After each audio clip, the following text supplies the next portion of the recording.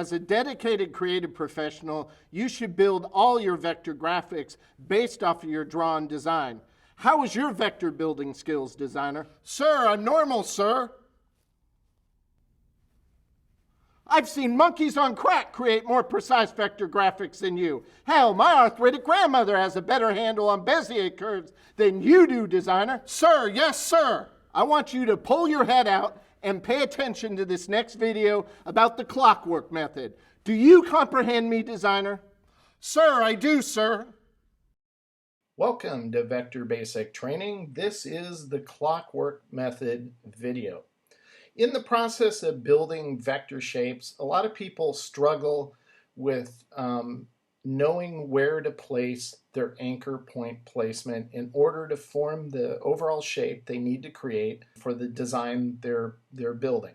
In this case, we have a pretty organic, free-flowing shape shown here in our refined drawing, and we need to build this. Now, as people approach this process, they often struggle with knowing, okay, I want to build this shape, but I don't know exactly where to start or where to place my anchor points in order to create this vector shape. And if you don't place your anchor points in their best locations, it makes forming shapes like this a lot harder than it really needs to be. Well, because of that problem, I developed what I call the clockwork method. And the way the clockwork method works is a mental trick where you, as you approach building any kind of shape for any kind of project, be it a logo design, an illustration, or in this case, just a nebulous looking shape, you can use the mental trick of the clockwork method in order to help you discern your anchor point placement. So the way it works is kind of like this. I'm going to show you a mock-up of kind of what I would picture in my mind as I look at this drawn form and I try to relate the clockwork method with it. It would look something like this. So I would just associate and orient my clock in my mind to the given shape I need to create. And when I do that, it's going to help me to determine where to place my points. Now, this may seem a little convoluted and it might seem a little confusing at this point, but if you go through the chapter in the book about the clockwork method, and after watching this video along with other videos on this DVD, I think it's going to start to resonate with you. It'll gel, you'll start to understand it, and the more you use this method, the easier it gets. Not only the easier it gets, the faster you're going to get and the more precise you're going to get with being able to build your vector shapes, whether it's simple or complex. This is going to aid in your creation of those shapes. So let's get started. Keeping the clockwork method in mind, we're going to go ahead and start building this vector shape. Now remember, in any drawn form, wherever your drawing comes to a point, gets a point. So that tells us where to start. We'll just start here because there's a point. If we orient a clock running around this curve right here, this will be approximately 3 o'clock to associate with the clock. As we sweep up and around, once again, this face right here, if we orient a clock angled, it would be approximately 9 o'clock here. So we'll put that one here. We don't pull our Bezier curve handles out too far because we just want to pull them out enough that we can grab them later. We'll adjust them, pull them out farther, or shorten them depending on the needed Bezier curve when we get to that point. Once again, the next point is another point. Now between this point and the next one here, you have to make decisions like, does this need another point right here? In this case, I don't think it does. The distance we're spanning isn't great enough to warrant a point in between the two, so we'll just directly go to the next point. This next shape in our overall form is more in touch with how a clock is oriented north and south. So this is an easy one. This point we've already placed would be 9 o'clock. This would be 12 o'clock. This would be 3 o'clock, and then as we sweep down into this shape, if we position a clock in our mind here, then once again we're at 9 o'clock again here, then 6 o'clock, and then this would be 3 o'clock, 12 o'clock, 3 o'clock.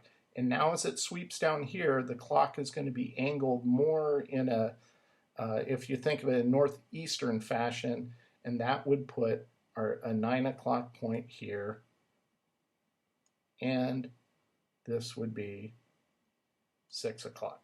Now the span between these two bottoms is such that I think it's warranted to put a point right here just to make this curve nice and graceful. Oops. There we go. So that is our rough building of this shape. It's the initial process using the clockwork method in order to place your anchor points in their best possible location. Now, later on, as we finesse the shape, we might adjust these anchor points by bumping them over a few points or nudging them this way or that. That's okay. This gets us into the right neighborhood. Later, we'll dial in the specific street address through a process called prime point placement, the PPP. But there's another video we'll go over that covers that. This is just to help you shape survey, basically. Look at a shape, look at a given drawing, and figure out and discern where to place your anchor points. That's all we're doing now. Now, as in with all the videos, all these methods overlap, interrelate, and associate with one another. So the next thing we're going to jump into is going to be using the Extreme Path plugin, the Segment Direct Edit tool. And we'll just go in and we'll start forming the vector path to more closely align and match our underlying drawing. We're not going to worry about dialing it in all the way and refining every aspect at this stage. We're just slowly moving it closer to its final form. Think of it, as I've said before, think of it as clay. You start out with a lump of clay, you start kneading it and forming it until eventually you get where you want to go. Unlike clay, however, you don't have an underlying, basically drawn roadmap that will guide you. You're doing it out of your mind. And in this case, we do. In this case, we have our underlying drawing that's guiding us. So that is the extreme path aspect of this process. It's like a 4-stage process. We'll go over that in more detail in the point-by-point method video. But this is now ready to select all the smooth anchor points. Those anchor points that you want your Bezier curve to transition from one side to the next and have it be fluid and continuous. And so we'll select all these anchor points that should be smooth, that as you can see here are broken, and here because of the shaping tool. And we'll go up and using the control panel, convert selected anchor points to smooth, we'll just click it. And that fixes all those points. So now all we're left to do is go in and start refining our Bezier curves. This is where we dial in the shape to really match up with our underlying drawing.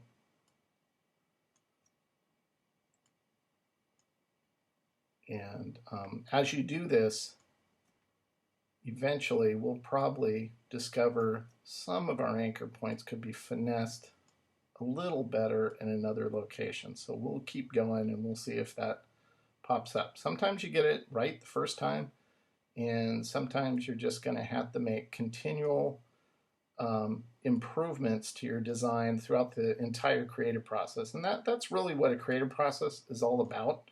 It shouldn't be so rigid that you can't make improvements as you go along. Nobody's perfect, so you should always be looking for an opportunity to improve the bottom line design and the precision of the piece you're creating by making those improvements. And here's one case right here, this one. I think this anchor point can slide up a little bit. And I think that's going to serve us better than leaving it where I had initially placed it. It allows us to create the form we need a little better. This one I think can go over just a hair, and that'll help us there as well. So those are small, somewhat anal, I guess you could say, improvements. Here's another one. I think this can slide over. And I think this handle can go out a little further.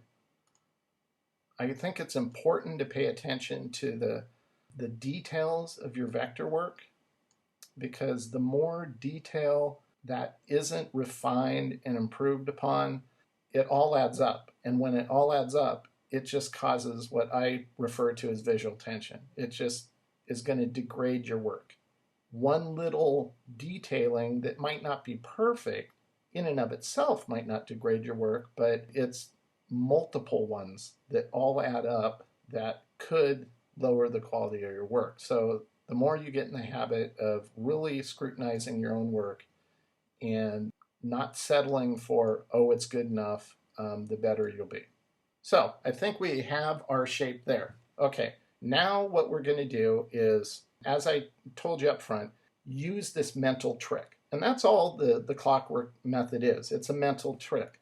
It's being able to look at any drawn form you've drawn out and mentally be able to formulate where you're going to place your anchor points in order to build that in vector form. And using the analogy of a clock is what's going to help you. So in my mind, I see something kind of like this. And if we overlay the vector path we built now, and I go back in and I just select this, and we start here. So this point relates to 6. This point relates to 3. As it swings up here, I now orient my clock to relay to this curve, and this orients to 9.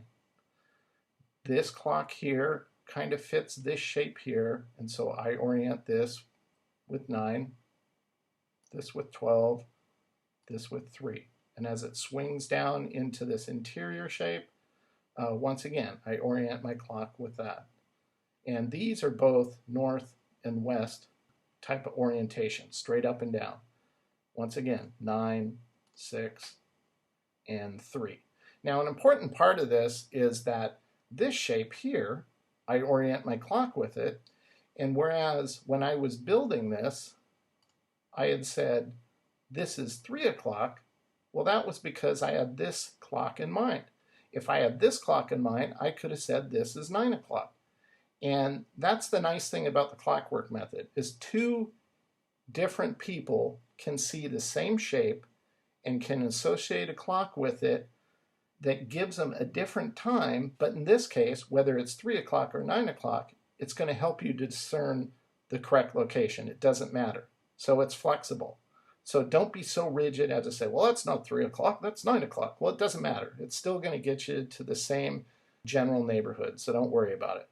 So as we move around here, once again, we'll orient our clock with the angle of our art. So in this case, this curve kind of angles northeastern. So we'll angle our clock the same way. That's what the arrow in the middle of the clock is. That determines the angling that you need to position your clock. In this way, in this respect, it's going to be northeastern, and thus it discerns a 9 o'clock placement, swinging down, and a 6 o'clock placement. So if we go back to the first clock, once again, we've angled the clock. It's more of a northwestern position now, so it's 6 o'clock and 3 o'clock. So that's the mental trick you can use to discern any given shape you've drawn out and being able to define where exactly you're going to place your anchor points precisely in order to form the overall shape you need. That, in a nutshell, is the clockwork method. So let's take a look at a more irregular shape and see how this method applies to that.